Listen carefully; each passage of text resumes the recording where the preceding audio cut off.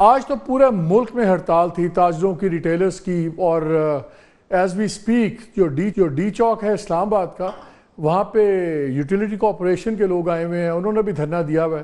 ویسے یہ ڈی چوک بھی ریڈ زون کہتے ہیں، مذاق ہی بن گیا ہے، جس کا دل کرتا ہے آگے بیٹھ جاتا ہے۔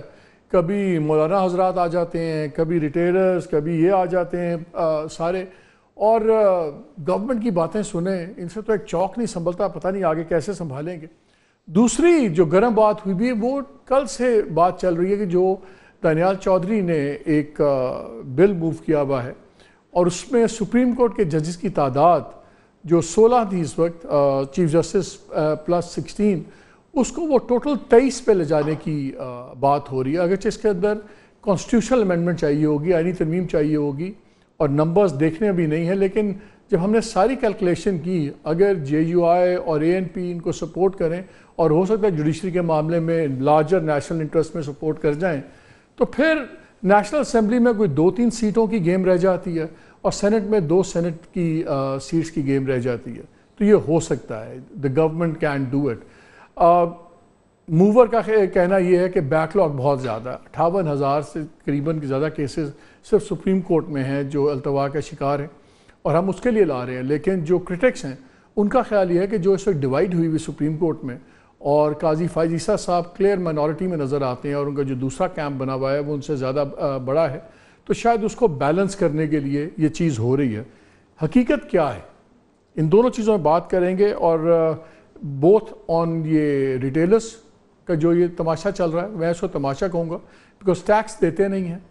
کمائی سب کی اگر ٹوٹل دیکھا جائے پاکستان کی تو اربوں روپے کی ہے، ٹیکس شاید لاکھوں میں بنتا ہے، وہ بھی میں آپ سے ڈیٹا بھی شیئر کروں گا۔ اور دوسرا یہ جوڈیشل کا معاملہ، بیکاز یہ بہت ہی سیریس ہے، خاص طور پہ جوڈیشری کا، کیونکہ اس کا ڈائریکٹ امپیکٹ ہماری پولیٹیکل لینڈسکیپ پہ آئے گا۔ ہمارے ساتھ ہمیں جوائن کیا ہوا رانا احسان افضل صاحب نے، پرائم منسٹر کے implementation and monitoring P M L کے ایم این اے بھی ہیں۔ شعیب شاہین صاحب نے ہمیں جوائن کیا ہوا ہے، سینئر لیڈر ہیں پی ٹی آئی کے، اور دانیال چودھری سے بھی ہم بات کریں گے جنہوں نے وہ بل موو کیا ہوا ہے سب کچھ۔ لیکن اس سے پہلے میں ذرا جوڈیشری کا آپ کو بتا دوں، ابھی ایک تقریر تھوڑے دن پہلے منصور علی شاہ صاحب نے کی، اس میں انہوں نے کہا کہ پورے ملک کی عدالتوں میں 24 لاکھ کیسز ہیں زیر التوا، 2.4 ملین۔ اس میں سے 2% سپریم کورٹ کے میں ہیں، 15% ہائی کورٹس میں ہیں، اور 83% ڈسٹرکٹ کورٹس میں ہیں۔ لیکن ہمیں گورنمنٹ کا زور ڈسٹرکٹ کورٹس کی ججز پہ نہیں آیا، ہائی کورٹس پہ نہیں آیا، سپریم کورٹ میں ہی آیا ہے۔ اور انہوں نے کہا کہ جی جو سینکشن اسٹرینتھ ہے ججز کی 4,000 ہے، اور صرف 3,000 کے قریب اس وقت کام کر رہے ہیں۔ میں تمام ابھی بات کر رہا ہوں۔ اور دنیا کا انہوں نے بتایا کہ جو انٹرنیشنل بینچ مارک ہے، اس میں معیار ہے، وہ ہوتا ہے کہ ہر 10 لاکھ لوگوں کے لیے 90 جج ہونے چاہیے کم از کم، 90 جج ہر 10 لاکھ کی آبادی کے لیے۔ ہمارے ملک میں وہ 13 ہیں، اور ہم نے ہائی کورٹس کا ڈیٹا نکالا، بیکاز بہت زیادہ پرسنٹیج ہائی کورٹ میں بھی ہے۔ تو لاہور ہائی کورٹ کی جو اسٹرینتھ ہے سینکشنڈ، اسلام آباد ہائی کورٹ کی وہ 10 ہے، اس وقت 8 جج ہیں، 202 ویکینسیز ہیں۔ لاہور ہائی کورٹ کی جو سینکشن اسٹرینتھ ہے وہ 60 ججز ہیں، لیکن 36 ہیں اس وقت، 124 ویکنٹ ہے۔ اور سندھ ہائی کورٹ کی 40 ججز کی اسٹرینتھ ہے، 29 ہیں اس وقت، تو یعنی کہ 11 ابھی وہاں پہ خالی ہیں۔ پشاور ہائی کورٹ کی 20 ججز ہونے چاہیے منیمم، اس وقت وہاں پہ 14 ہیں، یعنی 6 سیٹس ہیں خالی۔ اور بلوچستان ہائی کورٹ کی جو اسٹرینتھ ہے وہ 15 ہے، 11 ہیں، 4 رہ گئے۔ اور ابھی جوڈیشل کمیشن کا اجلاس بھی بلا لیا ہے چیف جسٹس صاحب نے، اور وہاں انہوں نے چیف جسٹس کو یہ بھی کہا ہے کہ اگر آپ کے وہاں پہ منیمم اسٹرینتھ سے بھی بہت زیادہ خالی ہے تو کم از کم 5 ججز آپ انڈکٹ ضرور کر لیں۔ سو کیا یہ سٹیکنگ ہو رہی ہے کورٹس کی، یا واقعی کیسز کے لیے سب کچھ ہو رہا ہے؟ اس پہ ساری بات کریں گے۔ Let me start with the strike, کیونکہ رانا احسان صاحب ہمارے ساتھ بیٹھے ہوئے ہیں، یہ انوالو بھی ہیں اس ساری چیزوں میں۔ لیکن اس سے پہلے میں ذرا کاروائی سنا دوں آپ کو۔ جو تنخواہ دار طبقہ ہے اس نے 367.8 بلین یعنی کہ 368 ارب روپیہ ٹیکسز میں دیا، جو پچھلے سال سے 104 بلین زیادہ تھا، 39% انکریز تھی۔ جو ایکسپورٹر اور ریٹیلر کو اگر ملا لیں تو انہوں نے ہم تنخواہ دار لوگوں سے 257 بلین کم دیا، اور جو total income tax paid by exporters اور ریٹیلرز تھا وہ 111 بلین تھا۔ یہ یعنی کہ تنخواہ دار دبسے سے 250 ارب سے کا فرق ہے، اس سے اتنا کم تھا۔ اس وقت جناب جب آپ ٹیکس دیکھتے ہیں تو جو ریٹیلرز ہیں وہ 18% ہیں، 18.1% ہے جی ڈی پی کے، اور جو ٹیکس دیتے ہیں یہ 2% سے بھی کم، 18.1% یہ جی ڈی پی کا حصہ ہے اور 2% سے کم یہ آپ کو ٹیکس دے رہے ہیں۔ 35 لاکھ کے قریب ریٹیلرز ہیں۔ ابھی جو انہوں نے وہ تاجر دو اسکیم والا بھی کنٹرول بنائی ہے، اس میں کوئی 1.5 لاکھ ابھی بندے نے رجسٹر کیا ہے، ابھی تک 1.5 لاکھ روپیہ وہاں سے آیا ہے، 0.1 ملین یہ ان کو آیا ہے، اور ٹیکس دینے پہ انہوں نے اب شروع کر دیا کام۔ ذرا اس سے پہلے بتائیں رانا صاحب، گھٹنے ٹیک رہے ہیں آپ؟ بسم اللہ الرحمن الرحیم۔ دیکھیں جو ملک کے حالات ہیں نا، اور جو آپ نے ابھی بتایا کہ جو آلریڈی ٹیکس نیٹ میں جو لوگ موجود ہیں، جو سیلریڈ کلاس ہے، جو دیگر آپ کی مینوفیکچرنگ ہے، جو بھی سیکٹرز ہیں، ان کے جہاں ٹیکس ریٹ پہنچ گئے ہیں، سیل ٹیکس جہاں پہنچ گیا ہے، اگر یہ ناکام ہوتی ہے اسکیم، اگر ہم گھٹنے ٹیکتے ہیں تو اگلے سال کیا آپ سیلریڈ کلاس پہ اور ٹیکس بڑھائیں گے؟ کیا آپ سیل ٹیکس اور بڑھائیں گے؟ ابھی تو مارکیٹ آج پہلا دن ہے نا، یہ اگر 5 دن بند ہوئی، لوگوں نے چیخنا شروع کر دینا جی دودھ نہیں مل رہا، وہ جی انڈے نہیں مل رہے، سبزی نہیں مل رہی، تو پھر ایک وار آف نروز ہوگی۔ نہیں مالک صاحب، میں جو آپ کو بات کر رہا ہوں نا، یہ آپشن ہی نہیں ہے گھٹنے ٹیکنے کی۔ اگر گورنمنٹ نے گھٹنے ٹیک دیے تو اگلے سال پھر ہم آپ پہ زیادہ ٹیکس لگائیں گے جو سیلریڈ کلاس ہے۔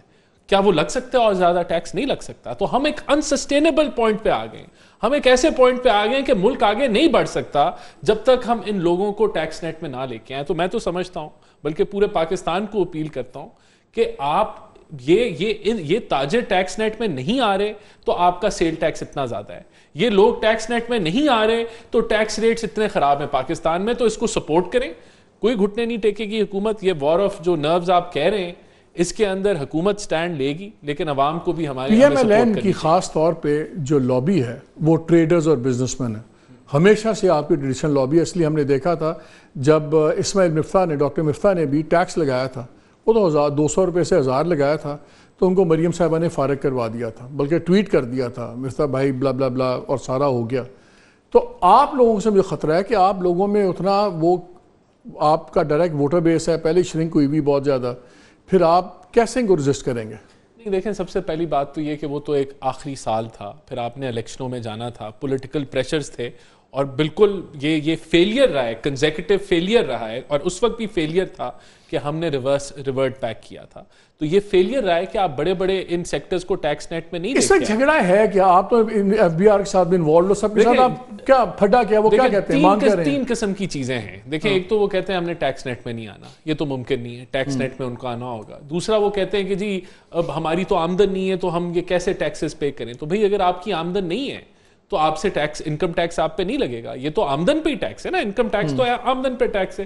تیسرا وہ یہ کہہ رہے ہیں جو سلیبز بنایا ہم نے، جو فکسڈ ٹیکسز بنائے ایریا وائز، وہ کہتے ہیں جی یہ ٹھیک نہیں ہے کہ آپ اگر یہ 100 روپے سے لے کے 60,000 روپے فکس ٹیکسز ہیں، مختلف سلیبز ہیں، اور اس میں 78% جو ریٹیلرز پاکستان کے ہیں وہ 5,000 کی حد تک آتے ہیں، اس کی سلیب میں آتے ہیں۔ صرف 1% ایسے ریٹیلرز ہیں یا 1 سے 5% کے درمیان میں جو 45,000 یا 60,000 کی رینج میں آتے ہیں۔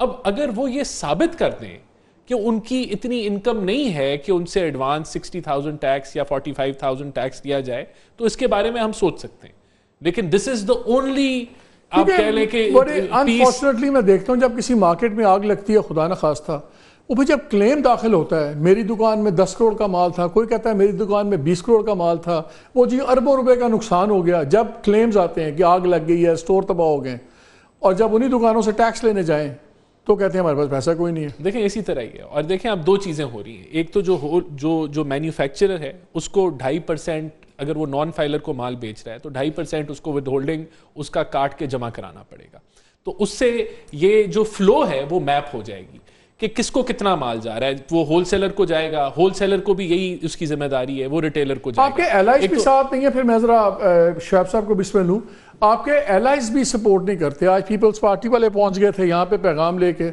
وہ اعجاز جھکرانی صاحب یہ یوٹیلٹی سٹور والوں کے دھرنے پہ، کہ ہمیں بلاول بھٹو صاحب نے بھیجا کہ ہم آپ کو پرائیویٹائز نہیں ہونے، آپ کو یہ ختم نہیں ہونے دیں، بس آپ 70-80 ڈپارٹمنٹ کر رہے ہیں۔ جو آڈیٹر جنرل کی رپورٹ میں دیکھ رہا تھا اس میں اربوں روپے کے گھپلے اور نقصان اور سارے وہ ہیں، اور 12,000 امپلائیز ہیں، لیکن 25 کروڑ کا دیکھنا پڑے گا کہ 12,000 کو ہم دیکھیں گے کیسے کریں گے. لیکن اب وہ بیٹھ گئے ہیں یہاں پہ، ان کے ساتھ کیا بنے گا؟ دیکھیں یہ جو ملک کی ہماری کشتی ہے، اس کے اندر بہت سارے سوراخ ہیں، اور اگر ان سوراخ کو بڑا کرنے کے اندر کوئی رول ادا کرے گا تو یہ کشتی نہیں بچے گی. پاکستان کی سچویشن اگر اتنی میں آپ کو بتا دوں ہماری نازک ہے کہ جو ہم نے 2 سال یہ کر کے کوئی سٹیبلٹی، آج موڈیز کی ریٹنگ بہتر ہو گئی ہے، CAA2 ہو گئی ہے، بڑی مشکل سے آپ پازیٹیو پہ آ گئے، یہ بہت بڑی اچیومنٹ ہے.